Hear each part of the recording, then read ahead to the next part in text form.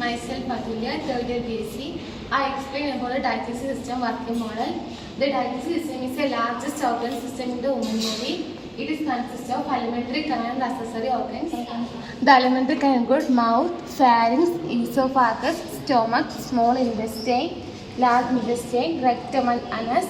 The accessory organs include teeth, salivary glands, liver, gallbladder, pancreas. And the digestive system is consists of breaking of the food into nutrients, vitamins, minerals, etc. The functional digestive system are digestion of the food and absorption of the foods and nutrients and elimination of the waste. The digestive system is consisted of mainly 5 activities: ingestion, peristalsis, digestion and absorption, and defecation. The first ingestion, the food is taken from the mouth. Then defecation, the physical movement of pushing of the food into digestive tract. Then digestion, the digestion are mainly chemical and mechanical digestion. Chemical digestion means the various movement of the food into alimentary canal is the chemical digestion.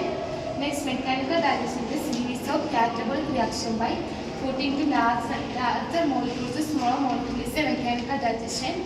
Next, absorption, the digestion of food into nutrients, vitamins, minerals, etc. The last process is defecation, the action of feces expelling from the digestive tract via in the anus. Next, I show the working model.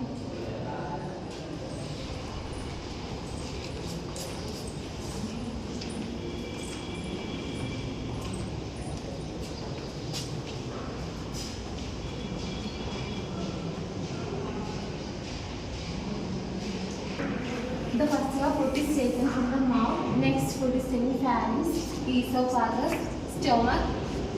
Next, small intestine, then large intestine, rectum and anus.